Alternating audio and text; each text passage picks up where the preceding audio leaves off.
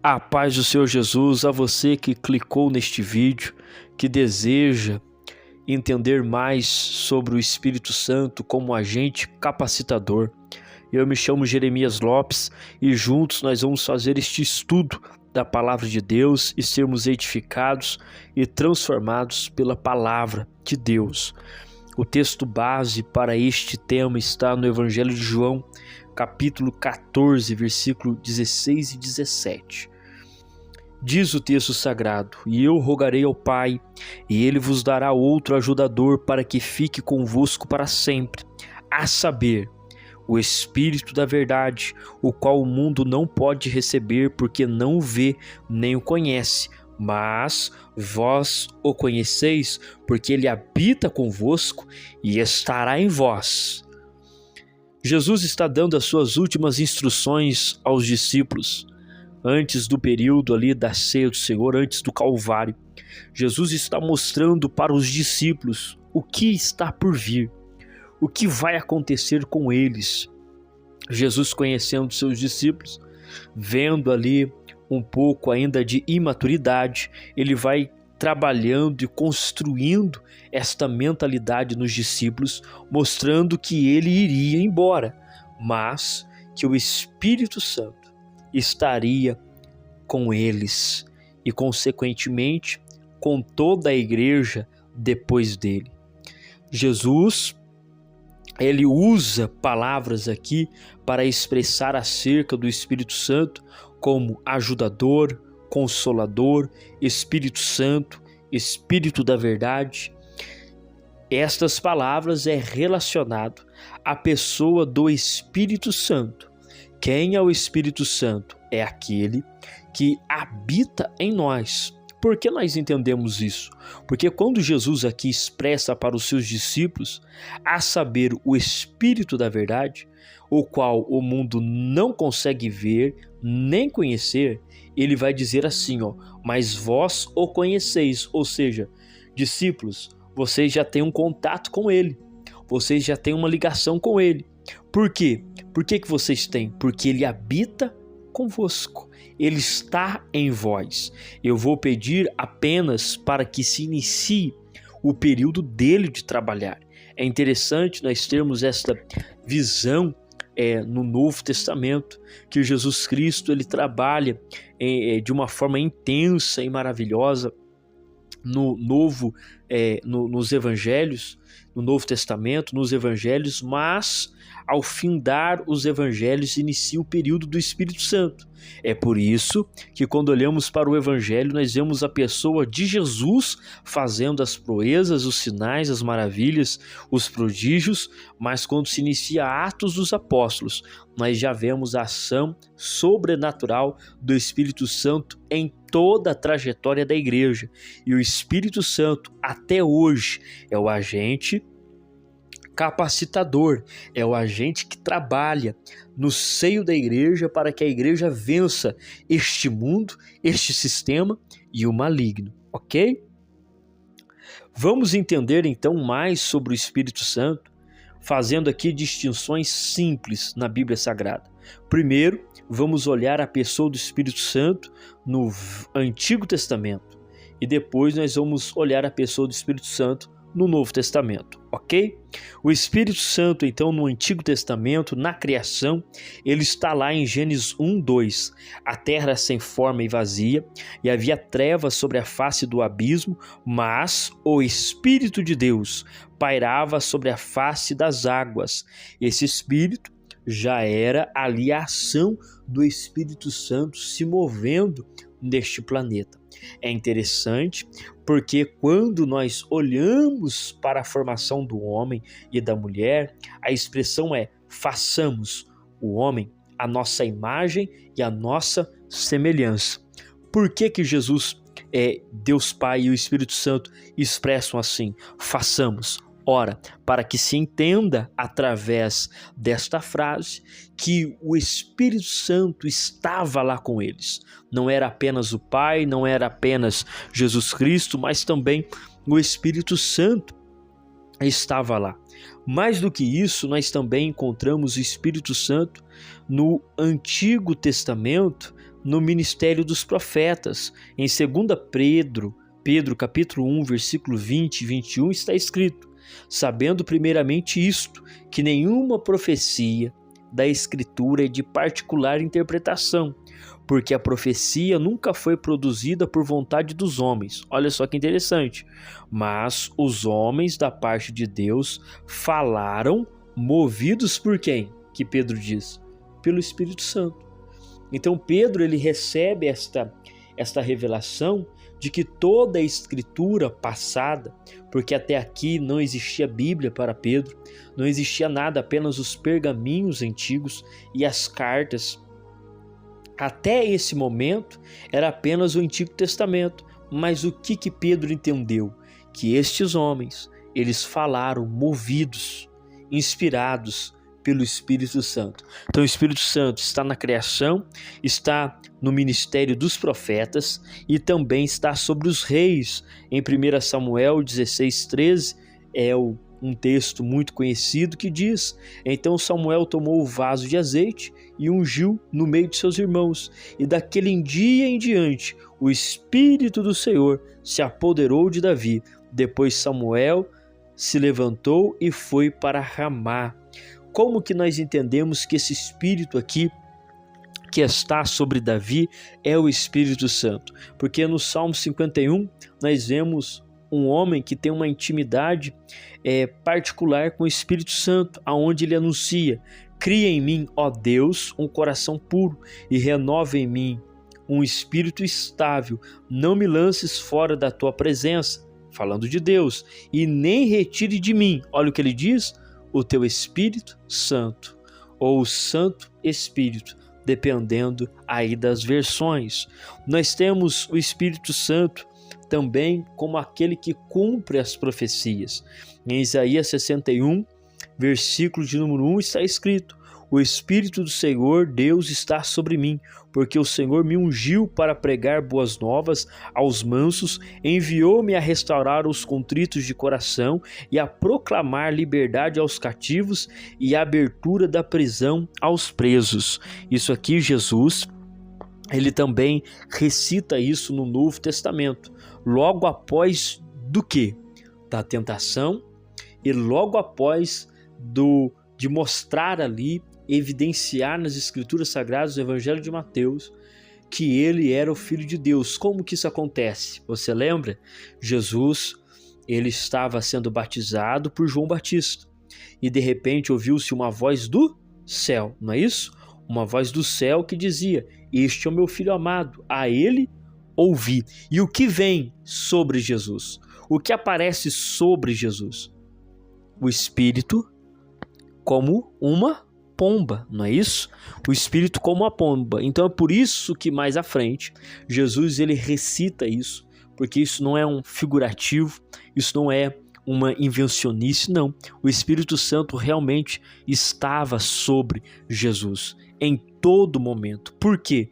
Porque Jesus estava na qualidade de homem, na qualidade de servo, na qualidade de um simples homem, e o Espírito Santo estava sobre Jesus, aonde ele diz: o Espírito Santo está sobre mim. Nós temos também a profecia, né? Estamos falando do Espírito Santo como o agente que realiza as profecias. Temos também Joel 2:28. E acontecerá que depois que derramarei o meu Espírito sobre toda a carne, vossos filhos e vossas filhas profetizarão, e os vossos anciãos terão sonhos, e os vossos mancebos terão visões, e também sobre os servos e sobre as servas, naquele dia derramarei o meu Espírito. E quando isso se cumpre? Quando Pedro, lá em Atos dos Apóstolos, diz: olha, isso aqui não é uma brincadeira, ninguém aqui está bebendo, ninguém aqui está alcoolizado, ninguém aqui está doido, não. Aqui é o cumprimento do que foi escrito, e ele cita desta forma, do que foi escrito pelo profeta Joel, do que falou o profeta Joel, que nos últimos dias derramaria do meu Espírito. Então você entende que no Antigo Testamento a expressão Espírito é também vinculada ao Espírito Santo. Porque no Antigo Testamento a expressão Ali aparece somente Espírito, não tem ali uma conjunção, por exemplo, Espírito Santo, Espírito da Verdade, mas ali é representado o Espírito Santo, o doce, o meigo e o maravilhoso Espírito Santo. Até aqui tudo bem? Vamos lá, nós vamos trabalhando devagar. Você pode voltar este vídeo e assistir a parte que você não entendeu, tá bom? E querendo Deus, eu vou conseguir colocar este conteúdo na descrição do vídeo. Não sei se eu vou conseguir, mas eu vou tentar, tá bom? Para ajudar vocês aí a se encontrarem aonde nós estamos. Vamos continuar então. Olha só, no Novo Testamento, o texto que lemos também está relacionado ao Espírito Santo. É o texto que nós lemos. Mas nós encontramos outros. Por exemplo, Mateus 3,16, que eu já acabei de recitar eles para você, de anunciar. É o momento do batismo de Jesus. Ali aparece o Espírito Santo como uma pomba. Nós temos ele no batismo de Jesus. Nós temos ele nas promessas. Em Mateus 3,11, eu na verdade batizo em água, na verdade para o arrependimento, mas aquele que vem após mim é mais poderoso que eu. Quem? Jesus, que eu nem sou digno de levar-lhe as alparcas. Ele vos batizará no Espírito Santo e em fogo. Então João Batista está anunciando que Jesus vai vir. E Jesus vai trazer um novo batismo, o batismo no Espírito Santo. Nós temos o Espírito Santo no Pentecostes. Ao cumprir-se os dias de Pentecostes, estavam todos reunidos no mesmo lugar, e de repente veio do céu um ruído como um vento impetuoso e encheu toda a casa, não é isso? E apareceram e todos ficaram cheios do Espírito Santo. Nas repartições dos dons, o Espírito Santo também está nos dons, nos ministérios. Assim como ele agiu no ministério no Antigo Testamento, ele também age no ministério no Novo Testamento. Mas um só é o mesmo Espírito, opera todas estas coisas, distribuindo particularmente a cada um como quer. Pois em um só Espírito fomos todos nós batizados, em um só corpo, quer judeu, quer grego, quer escravo, quer livre, todos nós nos foi dado de beber de um só Espírito. Veja só, é o Espírito Santo que reparte os dons, é ele que opera estas coisas, é ele que distribui como ele quer. Nós temos também no fruto do Espírito, e aqui é algo maravilhoso. Por que nós precisamos do Espírito Santo? Não é apenas para falarmos em novas línguas, não é apenas para nós termos autoridade, mais do que isso, é para a gente conseguir vencer a nossa natureza. Gálatas 5 diz que o fruto do Espírito é o amor, o gozo, a paz, a longanimidade, a benignidade, a bondade, a fidelidade, a mansidão, domínio próprio. Contra essas coisas não há lei. Entende isso?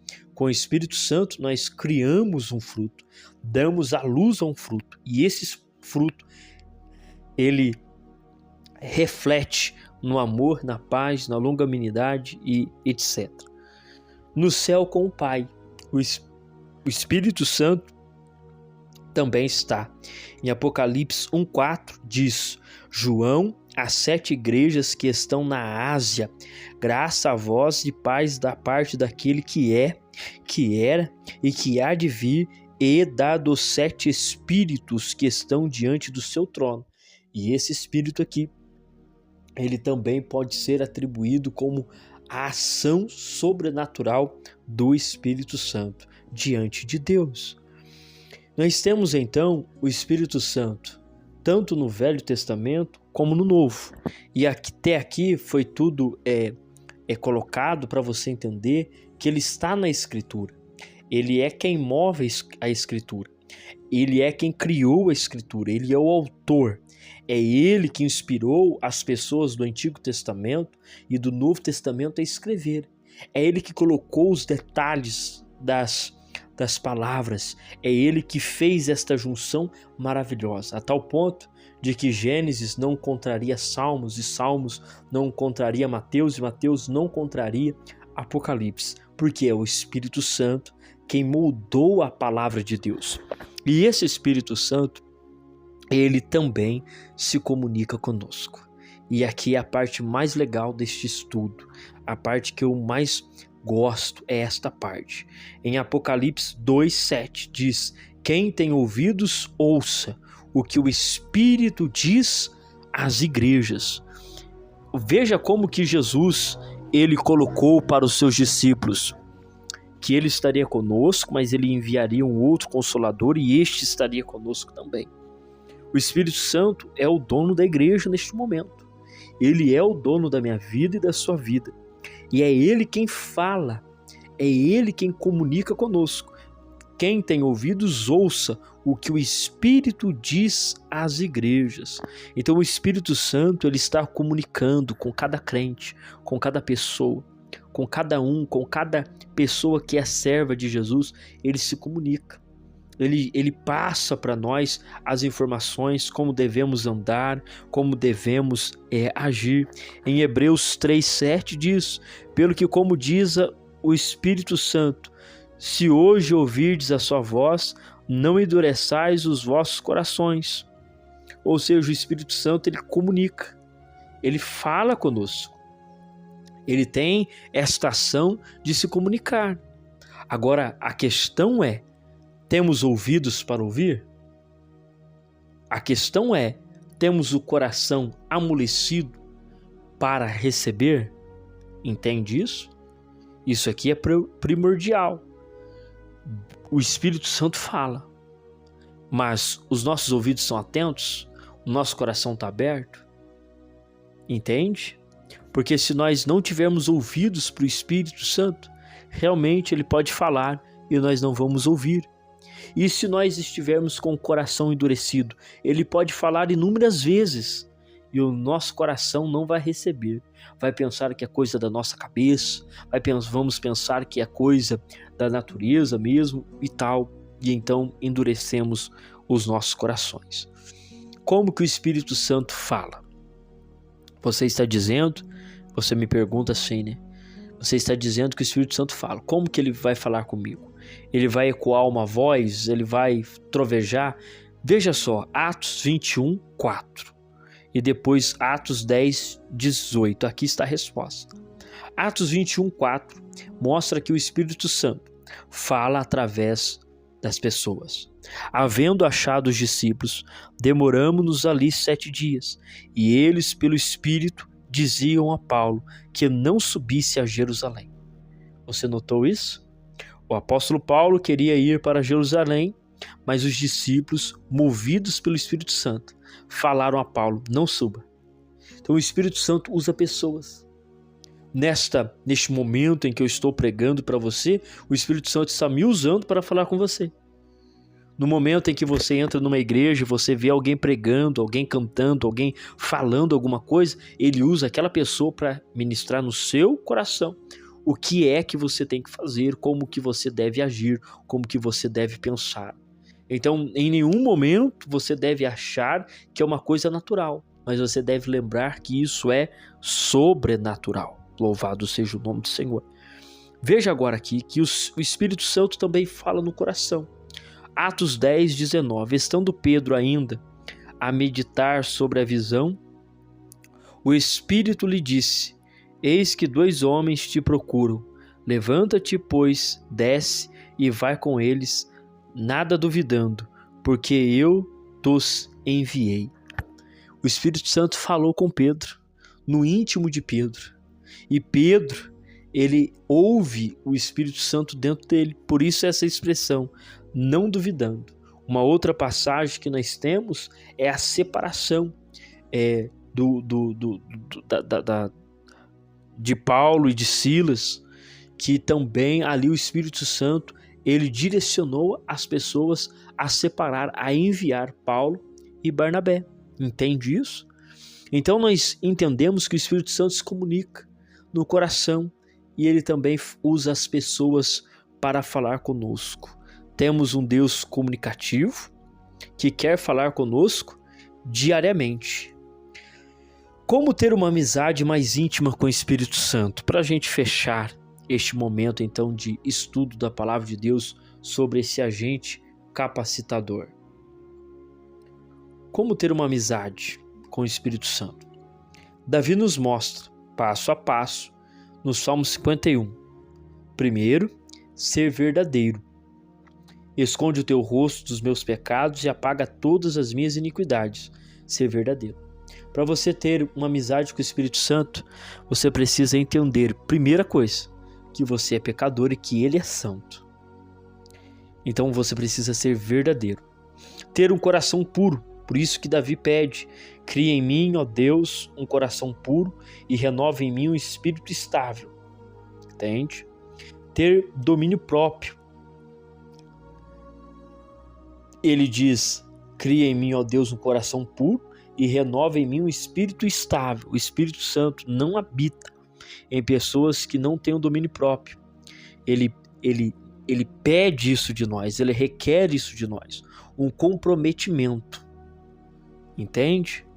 Aqui não é você ser perfeito, mas é você ter um comprometimento. É você se comprometer com Jesus. E então isto é ser estável, isto é ter domínio próprio. Não é você ser perfeito, mas é você ter um comprometimento. Você pode errar e falhar, mas você sabe o seu lugar. Você pode pecar, você pode errar, mas no automático você se arrepende e você quer o recomeço e tal. E isso é comprometimento. Agora não aquela situação. Não, eu vou pecar e depois mais para frente a gente pede perdão e Deus perdoa e tal e tal. Você nunca irá ter uma amizade vinculada a par com o Espírito Santo. Estar na presença de Deus. Não me lances fora da tua presença e não retires de mim o teu Espírito Santo. Não me lances fora da tua presença. Não tem como ser cheio do Espírito Santo sem estar na presença de Deus, sem orar, sem adorar, sem cantar, sem cultuar. Não tem como. E esse pedido: não retires de mim o teu Espírito Santo. Uma coisa que nós devemos fazer todos os dias é pedir mais do Espírito Santo. Entende isso? Pedir mais do Espírito Santo. E aqui eu tenho algumas lições práticas para você. Mas antes, nós estamos trabalhando este tema, o Espírito Santo, o agente capacitador. Até aqui nós vimos o Espírito Santo no Antigo Testamento, no Novo Testamento, e nós vimos aqui como ter esta amizade com Ele. Por que ele é importante? Porque Ele é tudo o que você precisa para você entrar no céu. É Ele que vai capacitar o teu ministério. Nós vemos aqui. É Ele que vai te dar visões. É Ele que vai te encher. É Ele que vai te abençoar. É Ele que vai te orientar. Então Ele é o agente capacitador. Você entendeu isso? Então agora nós vamos para lições práticas, para você colocar em prática a partir desse momento. Tá bom? Não espere muito tempo para fazer essas lições. O Espírito Santo deseja, mais do que nunca, de ter uma ligação com você. De estar sintonizado. Vocês dois juntos, andando juntos, realizando a obra de Deus juntos. O Espírito Santo deseja ter isso com você. Lições práticas. Primeiro, se dedique ao Espírito. Isso aqui é muito forte. Se dedicar ao Espírito. Orar ao Espírito Santo. Nós estamos vivendo esta geração que apenas está orando superficialmente, pedindo a bênção de Deus aqui, ali, mas a oração, ela tem 3 níveis. Eu aprendi isso e eu levo isso para minha vida, que a oração ela tem 3 níveis. O primeiro nível da oração é a oração diária. É a oração pedindo pela provisão diária. Provisão diária é o primeiro nível. É quando você Ora pedindo a bênção, a proteção, o cuidado de Deus, pedindo que Ele venha te ajudar, te fortalecer e tal, e abençoar as suas atitudes. Legal. Isso é importante? Sim, muito importante. Mas tem o segundo nível da oração, que é a intercessão. E são poucos que estão no campo da intercessão. Isso é interessante. A maioria das pessoas que oram estão no campo apenas de pedir pela provisão diária, que é o comum, não é? De um relacionamento com Deus. Mas existe o campo da intercessão, que é também maravilhoso. E é aquele campo em que você entra na guerra, você entra em guerras espirituais pelo seu marido, pela sua esposa, pela igreja. Você clama pela nação, você clama pelos jovens, você clama pelas pessoas que estão enfermas, pelas pessoas que estão encarceradas, você clama pelas vidas, você clama por aquele que está aflito, nervoso, e é algo extraordinário o mover de Deus neste ambiente. Agora existe também o terceiro degrau da oração, que eu nomeei como deleite. O primeiro é a petição diária, o segundo é a intercessão, mas existe o terceiro, que é o deleite. O que é o deleite? É o cumprimento do Salmo 37. Deleita-se também no Senhor, e Ele concederá o que deseja o teu coração. Sabe o que é isso? É aquele lugar em que você não está intercedendo mais, você não está pedindo mais, mas você está adorando, você está engrandecendo a Deus, você está cantando, e aí línguas estranhas começam a fluir do teu interior. Você começa a sentir a paz que excede todo o entendimento. Embora você esteja orando no Espírito, você consegue enxergar o futuro. Deus abre os seus olhos da fé, seus olhos espirituais, e você começa a ter uma outra dimensão. Respostas que você precisa vêm neste momento. Visões magníficas da igreja, de Deus operando na terra, Ele te dá. É nesse momento, nesse deleite. E nós precisamos entender que o Espírito Santo quer que você chegue a este nível de relacionamento. É quando você sai de simplesmente um conhecido e você avança para o amigo mais próximo. Entende isso? É como aquele que vai na casa de alguém pela primeira vez, é apenas recebido na sala, mas à medida que a amizade avança, este já pode abrir a geladeira, este já pode pegar a garrafa de café, este já pode adentrar outros cômodos da casa. Por quê? Porque existe um nível de amizade. Eu quero aqui terminar dizendo as outras lições práticas. Esta se dedica ao Espírito. Segundo, não ofusque com seus afazeres. Eu sei que você tem muita coisa para fazer, mas se você quer ter uma intimidade com este agente capacitador para você vencer, você precisa romper as barreiras. Você precisa ser como Maria. A casa precisa ser organizada, sim, mas eu vou ficar aos pés de Jesus.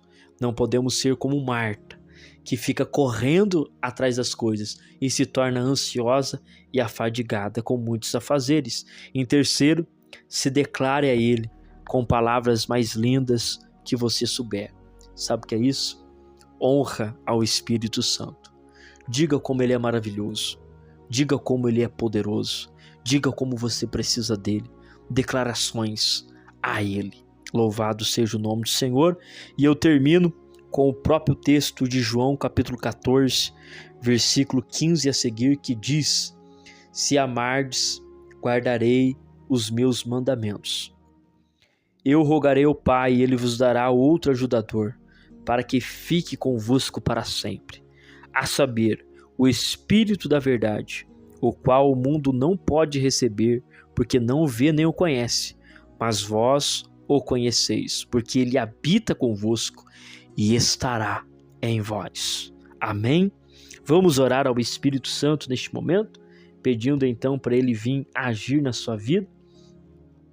Quem sabe você quer ser batizado no Espírito Santo? O Espírito Santo pode te batizar agora. O Espírito Santo pode te encher agora, onde você está. Ele pode transformar a sua vida neste exato momento. Senhor, nosso Deus e nosso Pai, ao Senhor, ó Deus, oramos mais uma vez. Acabamos de meditar na Tua palavra, Senhor. A Tua palavra que diz acerca do Espírito Santo, este agente capacitador, que nos auxilia, que nos ajuda, que nos guia, que nos molda, que nos fortalece. Espírito Santo, venha nos ajudar, venha, Senhor, nos capacitar. Pai querido, entra, Senhor Deus, nas nossas vidas. Ó meu Deus, pedimos a Ti que envie o Teu Espírito Santo agora sobre a vida desta pessoa, este homem, desta mulher, deste jovem.